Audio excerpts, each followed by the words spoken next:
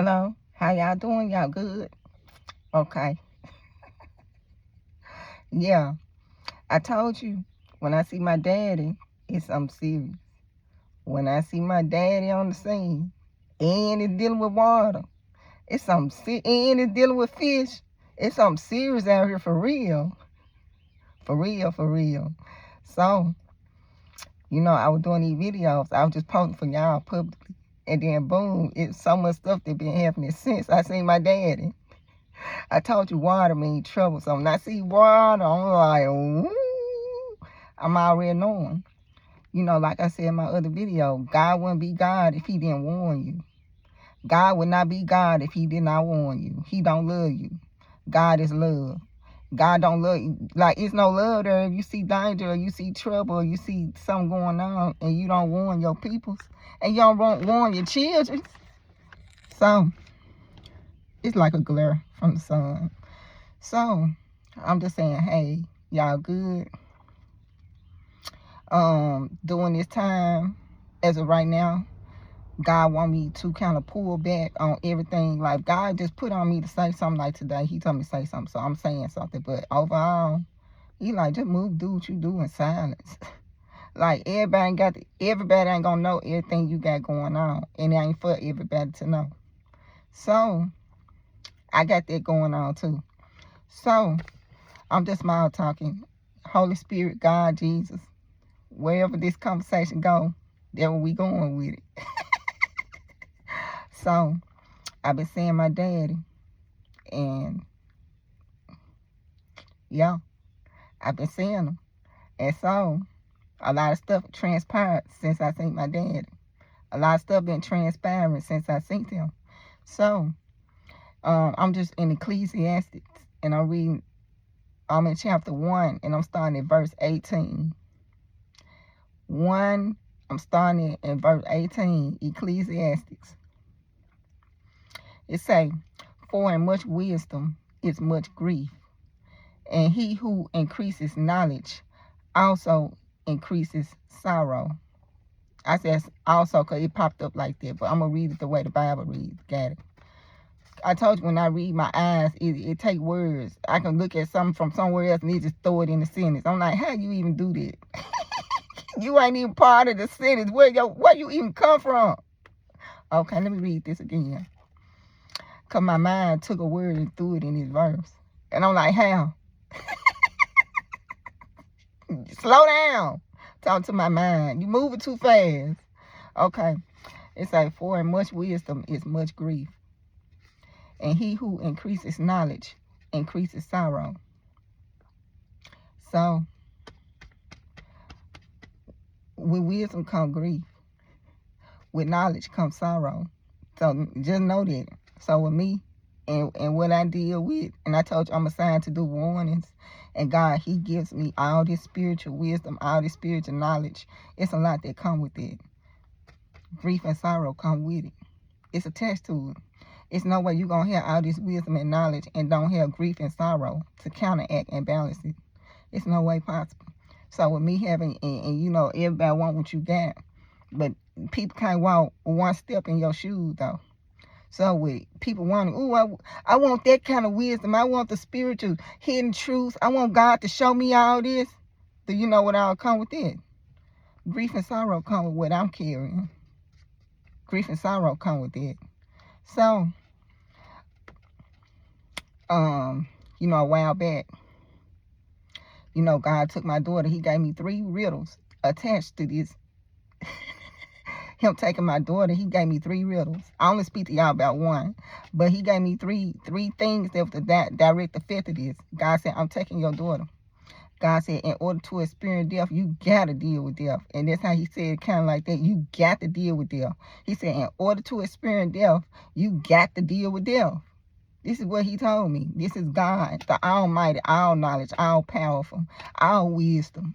It's telling me this. In order to experience death, you got to deal with death.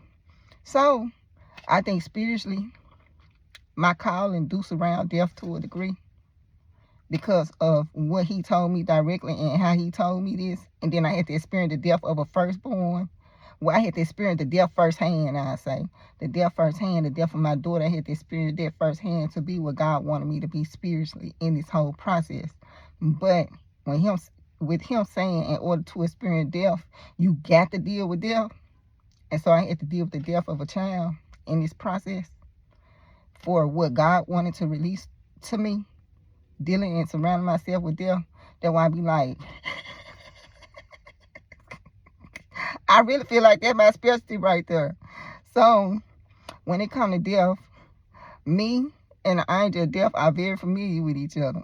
He know me, and I'm very familiar with him in this process.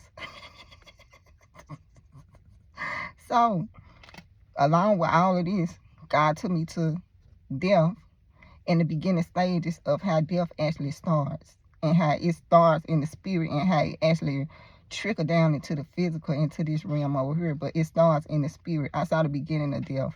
I saw how it all started. And so, God had me in this room.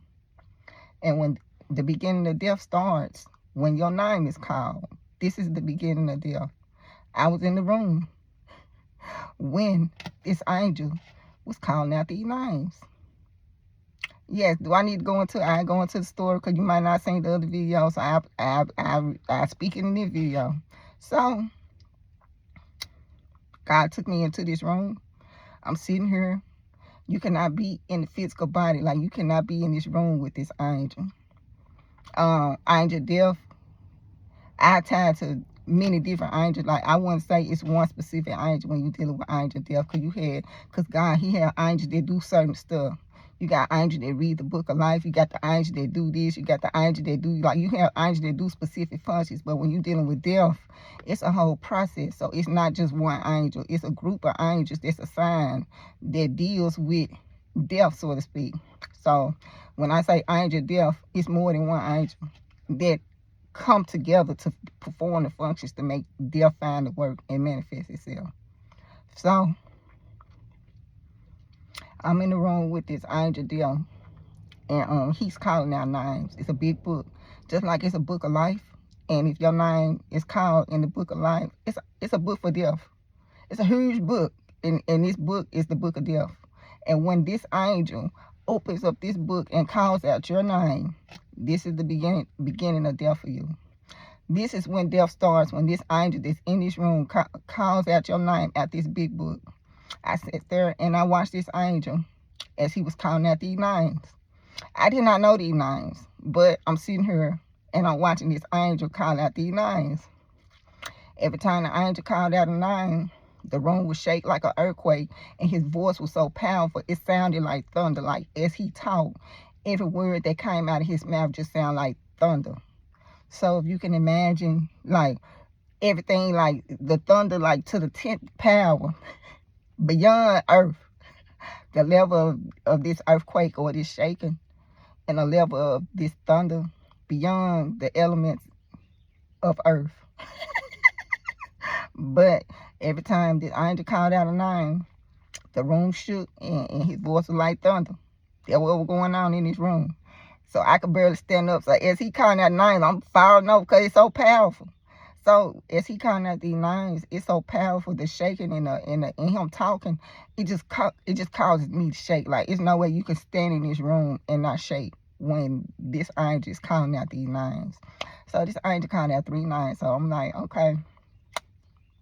I'm sitting watching. He called out these names, and when he called out this name, he called out 2 names.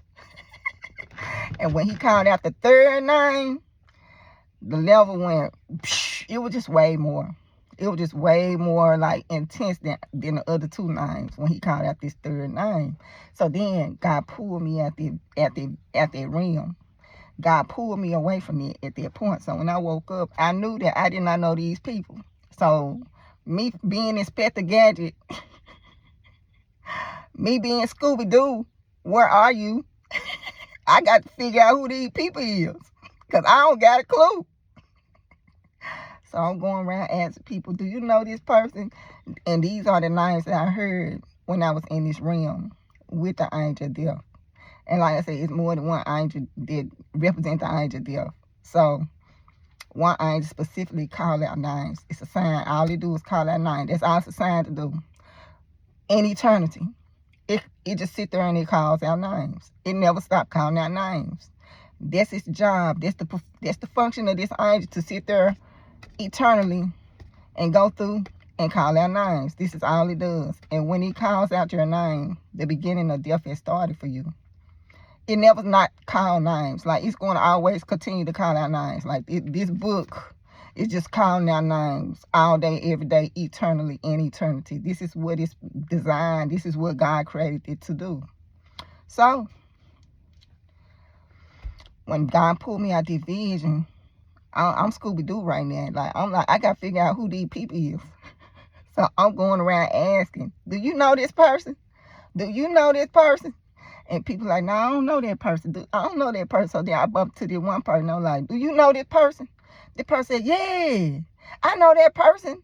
That's my uncle, but he dead. I said, well, what about that person right here? That was the second name I heard. He said, yeah, I know that person too. That person, he go by twin, but that's his real name though. He got shot and killed. He just really got shot and killed. So this one person is confirming these names. I said, well, you know what? I said, you got the angel death around you. Somebody real close to you, somebody that's real close to you is finna die. This is what I told him. This is it. This person is the one, because this person was attached to the other two people. So the word was for them. So shortly after all of this, boom, this person had a death. And this person, everything I said, somebody real close, died unexpectedly. Like, this was like, you would never even seen this coming right here. But I already told this person beforehand that, hey, this is finna go down, This is like, this person was one of probably like the healthiest persons ever. Like, this person had already changed their life around, had just started changing their life around for the good. Was like, I'm quitting this, I'm quitting it. Like, really had to change her heart.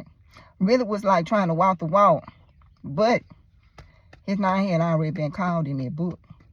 So even with him changing his ways and trying to do better, which this person really was doing better, the process of death had already started for this person. And I saw the beginning of death for that person. So God, he showed me a lot dealing with death. The process of it. Because, you know, people might be like, everybody got to die first death. You do know this, right? Unless you're taking it to the rapture. And everybody's hoping to go into this rapture. But the reality and the truth of it all, everybody ain't going to get caught up in the rapture. Some people going to have to experience the first death. Everybody ain't going to just live forever and then God just pull them out their body and then they just go through this rapture process and then they don't experience the death at all. Now, people is hoping that, hey, I want to get caught up in the rapture. But the reality of it all, do you really think everybody just going to get wrapped up in the rapture? Like, do you think that's going to be the, like, result of defying death is the rapture? Now, people do want to defy death and go to the rapture. Like, they do want this. But the reality is, and like when you deal with Ecclesiastes, which I'm reading right now, I'm in Ecclesiastes 3. And according to the Bible, y'all, yes, according to the Bible, Ecclesiastes, you can start on 3. And I'm finna read this now. It's like everything has its time. To everything there is a season, a time for every purpose under the heaven, a time to be born, a time to die. I'm reading it again. To everything there is a season, a time for every purpose under the heaven, a time to be born, and a time to die. It's a time to be born, and it's a time to die. This is the cycle of life. Okay? It's a cycle to life. And part of living and part of this cycle of being born is also the death that's attached to it. This is part of the season. It's a time to live and it's a time to die. I'm finna go through this whole verse, chapter 3. And did the 3 times. It's a charm, right? Okay, well, I'm finna read this 3 times. I'm on my 3rd time reading this, but I'm finna read the whole thing. Whole verse, chapter 3, Ecclesiastes. Everything has its time. To everything there is a season. A time for every purpose under the heaven. A time to be born and a time to die. A time to plant, a time to pluck what is planted. A time to kill, a time to heal. A time to break down and a time to build up. A time to weep and a time to laugh. A time to mourn and a time to dance. A time to cast away stones and a time to gather stones. A time to embrace. A time to refrain from embracing. A time to gain. A time to lose. A time to keep. A time to throw away. A time to tear. A time to sow. A time to keep silence. And a time to speak. A time to love and a time to hate. A time of war and a time of peace. I'm trying to see if I'm going to this next verse that's behind it.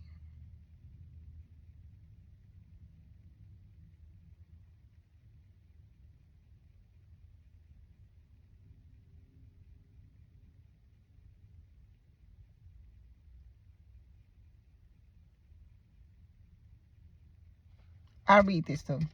I don't get too far in it, but I'll read this. This verse 9. So this 3 and this going into 9.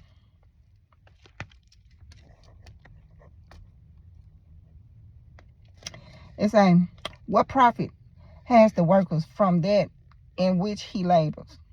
Like, what do you profit from your labor? Now, this is coming from Solomon, and he set out to figure out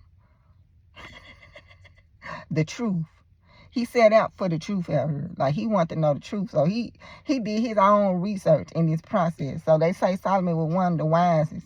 He put himself down through there to figure this out. Like, he trying to figure out the mysteries of life. And this is what he came up with. So he talk about all the labor. He like, when you die, it just go to somebody else. And they probably don't care about the stuff as much as you did. But, and that's why he called everything vanity in this process. But let me read this right here right quick. So, it say, what profit has the worker from that which he labors? I have seen the God-given task with which the sons of men are to be occupied. He has made everything beautiful in his time. Also, he has put eternity in their hearts, except that no one can find out the work that God does from beginning to end. So God put in our heart for eternity. Like, we just had the desire for it. And so, also in this process, he said, except no one can find out the work that God does from beginning to end. God not going to reveal any everything going on in this process. He going to let you know bits and pieces, but it's certain things, it's just hidden. It's just hidden. Certain ones, like his prophet stuff like that, he'll get them hidden truths. Like me, I deal with hidden truths because I'm a seer. So he's going to reveal the hidden truths to me. So people who like regular prophets might be like, that's not in the Bible. That's not in the Bible. Wait, what you saw when you saw the angel of death calling out them, that ain't in the Bible. You know, you're going to have people that speak and say that. But you got to realize that also with divine truths, there is a certain thing that's called hidden truths in this process. And God do reveal the hidden truths to his seers. So, you got people who strictly by the Bible, okay, it's in the Bible, so it's true. But then you got all these hidden truths that's not in the Bible, dealing with a lot of stuff going on. Now, if God chooses to reveal it, then he will. But it's still going on, whether God chooses to reveal it or not. Like, that don't take away from the truth of the matter, dealing with this process. So, yeah, that sun is just like, because I don't want it to be, you see how bright it is on me? I'll try to speak like this. So,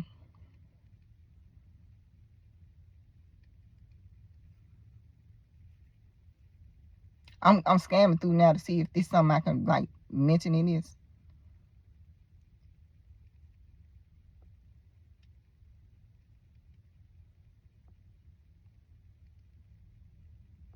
But there might be something else I'll talk about later.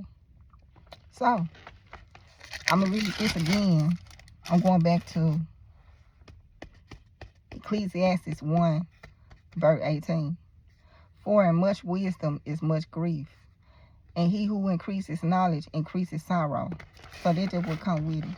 So, when you have this wisdom, this level of wisdom and knowledge, grief and sorrow automatically is attached to it. Like, that's just what it is. That's just what it is, y'all. People, they want your gift, they want what you got, but you don't really. Do you want to carry the grief and the sorrow that I got to carry out here, dealing with a lot of stuff because of the wisdom and knowledge that I got, dealing with a lot of stuff? Like, is that what you really want to do? God built me for this. I'm built for it. Everybody ain't built for it. So, I've been seeing my daddy. And so,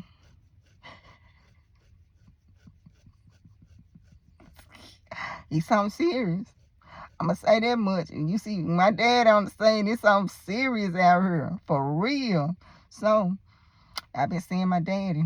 And I told you, when I see my dad and my mama together, for the people here, for us, that's not a good thing. That's not a good thing for me to see my daddy with my mama. Like, I'm knowing this. I have all knowledge in the spirit. It's not good to see them together.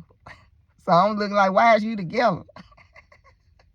But my daddy, I'm just speaking this, and I'm just like putting this in the air. But my daddy, he's spiritually trying to pull on my mama. Like, he's spiritually like trying to get her. He's trying to get her. But the pull of her loved ones that's still here is stronger than my daddy pull on my mama. But my daddy is pulling on my mama. And my daddy, he ain't like, this some strength right here. My daddy got some strength now in his process. He got some spiritual strength. And he pulling and he tugging at my mama. But the love of those that's here is stronger than the pull on my daddy. See, the love and the people that's here, I love and support. I love outweigh the pull of my daddy on my mama right now. So that's what's going on. But my daddy, he pulling there. He pulling on them. But the pull through the love of those that's still here is way stronger than my daddy. And my dad is strong in this process. He's very strong in this process. But our pull through the love is greater than his pull on her right now. That's what's going on. Let me get some ice.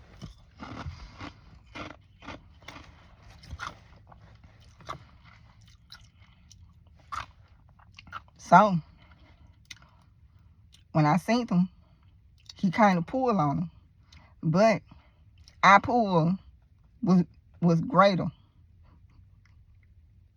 Our pull was greater. So, it would be another time where he would come and pull her again. Right now, God has stepped in on it. God has stepped in on this whole thing. He has jumped in on this. And because I'm trying to see what I can say, what I can't say. So, right now, it's good. Right now, everything is good with what's going on. God, through his grace, through his love, has granted my mama, and he has given her an extension. I don't know how long this extension is, but he has granted her an extension in this process. And so with him granting my mama an extension, that pull, it's on standstill right now.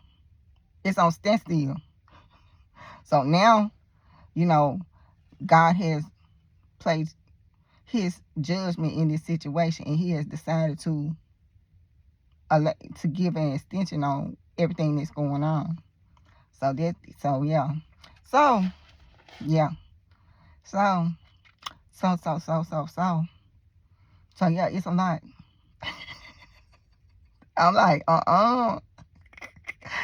But with me having the eyes in the spirit and me knowing what's going on, I know what to pray to. Like, I know what to pray in this situation because I see what it is. I know exactly what to say to God dealing with this right here. Yeah, in this whole process. So God has granted my mama an extension. Just like the book of Hezekiah, when Hezekiah sent the angel death, God said, I'm going to grant you.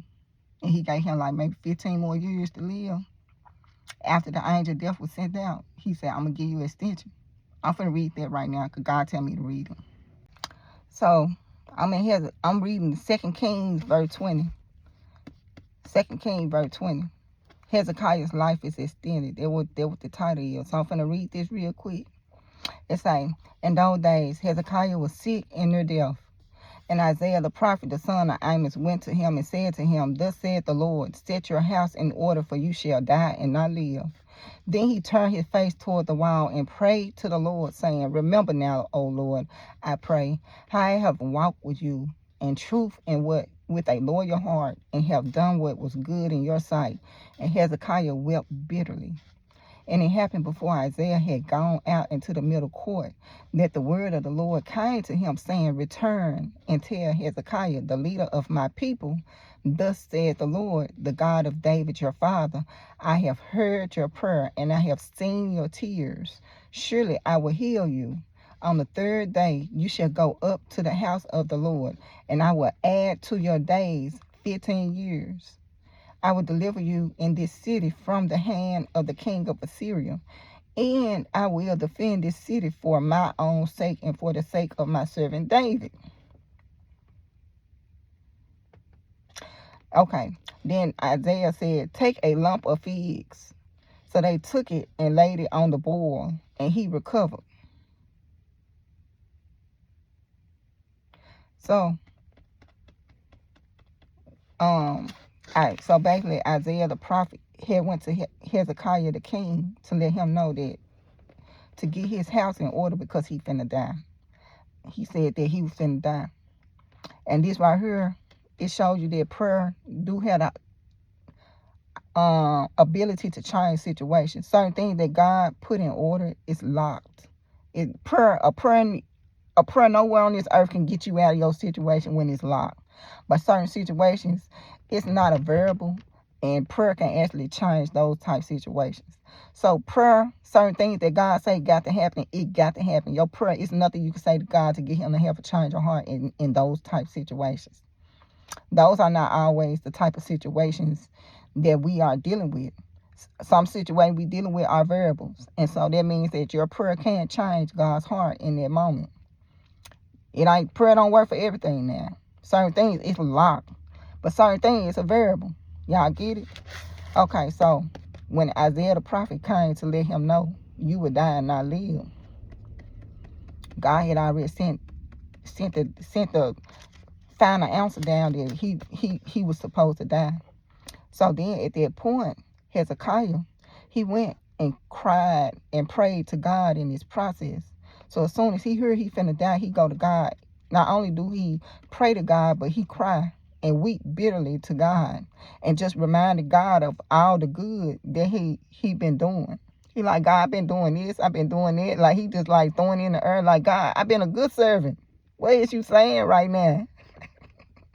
So before Isaiah could even leave from where he was going, God came immediately to Isaiah, who originally told him he would die, and said, look, God had to change your heart. He just heard your prayer just then. He decided this, he gonna heal you, and he gonna give you 15 extra years. So, and he gonna take care of your enemies. He finna do that too. So in this process, God did 3 things. God healed him. God added extra life to him. And then God also said, I'm going to even take care of the city from his enemies. God took care of his enemies too. So God did 3 different things when he was dealing with Isaiah.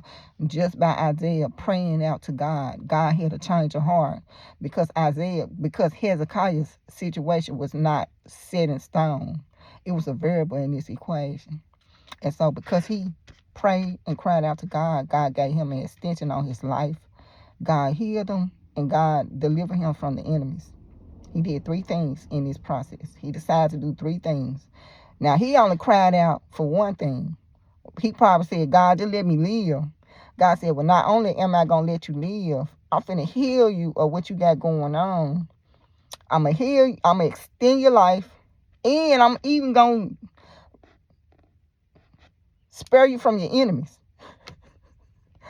God is gracious, y'all. God really do be trying to find ways to overextend himself.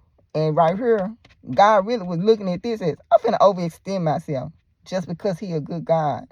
So, sometimes with certain situations, certain things you're going through, prayer can change God's mind dealing with death that's been pushed out, dealing with you. Prayer can change that. Prayer can change that situation.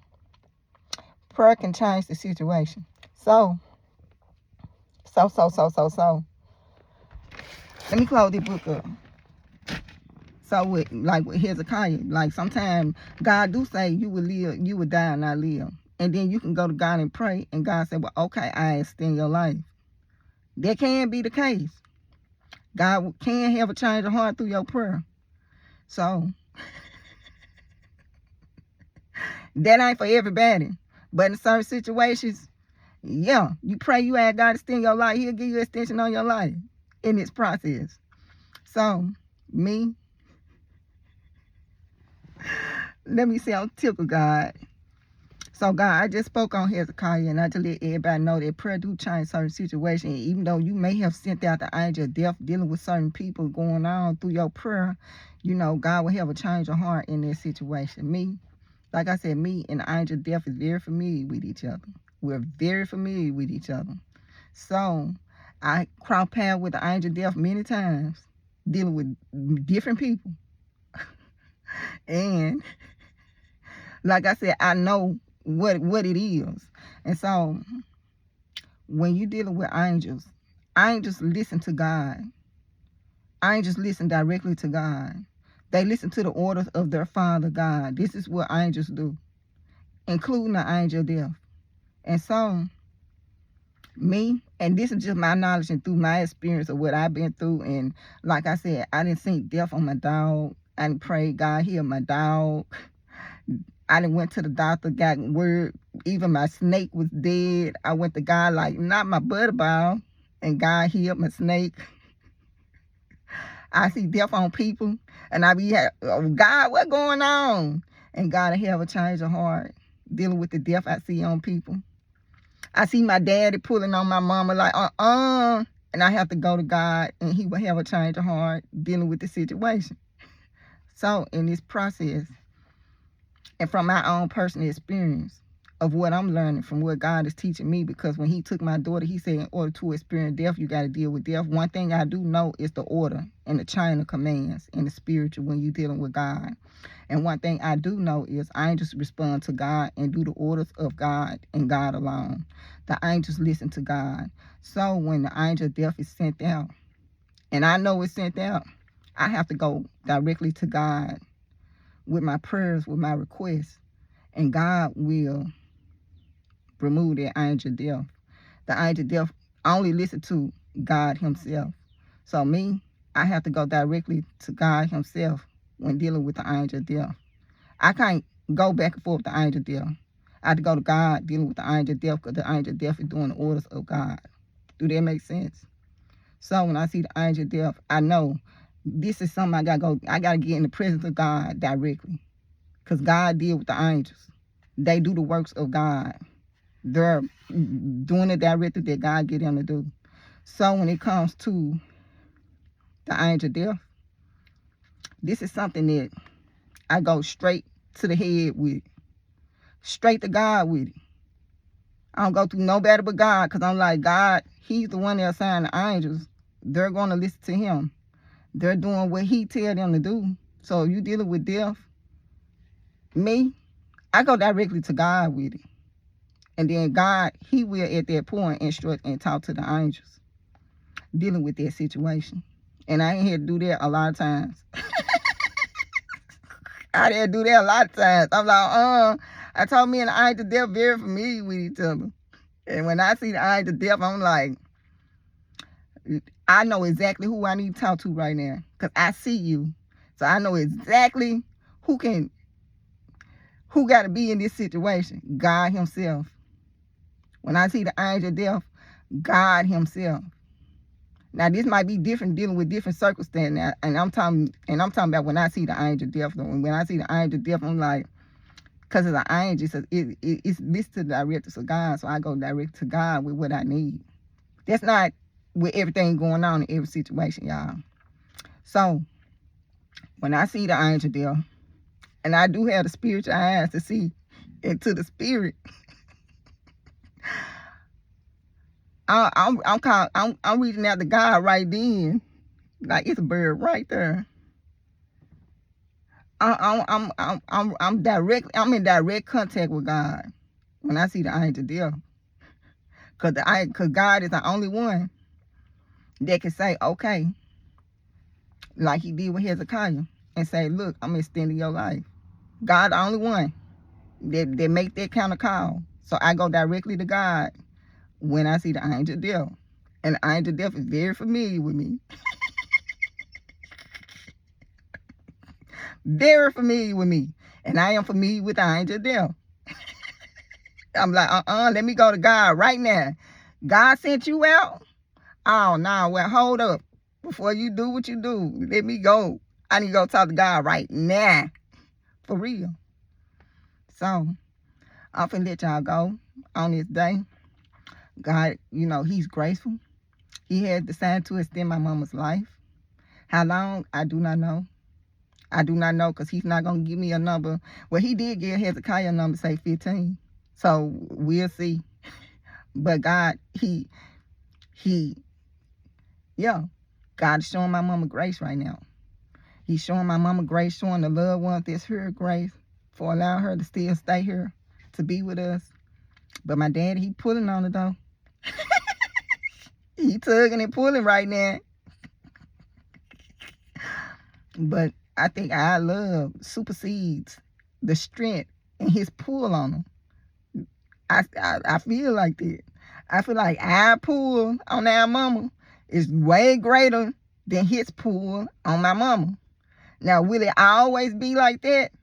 I don't know. But right now, I think our pull is greater. And then, like I said, when I see whatever is going on, I just go directly to God. And I know what to say, because I know the situation. I'm like, okay, this is what's going on. Yeah, y'all. So, my mama, she's doing real good, you know, with everything that's going on. She's in good spirits, you know. Yeah. She's still going to the doctor, just seeing everything going on. So, everything's still, like, not clear right now with everything that she got going on. But, you know, yeah. So, y'all. So, guys, is there anything you want me to say in this process? God is going to be taking a lot of people. He's going to be taking a lot of people in this process. Just make sure you where you're supposed to be. You know, in my other videos, I told y'all to be where you're supposed to be. Don't be nowhere you ain't supposed to be right now, because the angel of death is out. God has already released the angel of death. And when God released the angel of death and you ain't where you're supposed to be, then you might get caught up in the crossfire. And don't get caught up in the crossfire by being somewhere that you don't got no place that you don't need to be. That includes your kids. Especially your kids. Nobody's off limits in this. When God sent out the angel of death, even the kids are at risk in this process. So if they somewhere they ain't supposed to be, the angel of death is not discriminating. He coming at the kids, he coming at the grown folk. You ain't where you supposed to be, and you in his path, then yeah, he doing what he instructed to do doing right now. So make sure you got your kids where they supposed to be. Make sure they where they supposed to be. You make sure you where you supposed to be. Don't be somewhere you ain't supposed to be. Because you in violation with what God got going on right now. See, God, he got his righteous people out here. And God already told us what we need to be doing. God already telling his righteous that we need to be posted up right now. So that's what we doing. So God got his righteous in in position. Where they out the way. God got his righteous out the way right now. So if you in the wrong place at the wrong time, you in violation. You in violation. So that means that Anything can happen. And that includes with your kids. Anything can happen. So just try to do what you can. Pray. Actually, Psalms 91, Psalm 23. Pray a prayer of protection. You can do that too. God telling me this. Pray Psalm 91, Psalm 23. Every morning when you go out. Like, it's going to be serious out here. It's critical and it's serious out here, y'all. So, especially when he got the angel death out. Like me, I'm just like, shoot, I'm going to be where I need to be. For real. You think I'm trying to crop pounds and I know the angel death is on assignment out here? I'm finna get out the way so he can go past me and my kids too. I'm trying to make sure all them is where they need to be. So pray Psalm 91, Psalm 23. Those are prayers of protection. Pray that get in your heart, teach it to your kids, teach it to yourself, put it on audio book, listen to it, like get it in you where you can actually quote it in your spirit, in your heart. But you probably need to listen to while you strolling the internet doing all that. Also, just let Psalm 91 play, Psalm 23 play. That wouldn't be number like 1 minute of your time to offer a spiritual form of protection on you outside doing all of what's going on. But it's a lot going on right now. I can't speak on too much that's going on. So even with me talking to y'all, I'm still trying to see what I can speak on, what I can't in this process. So y'all enjoy y'all day. Get your water. Get your water. Get your water. 3 times a charm, right? Okay. And y'all enjoy y'all day. Be safe.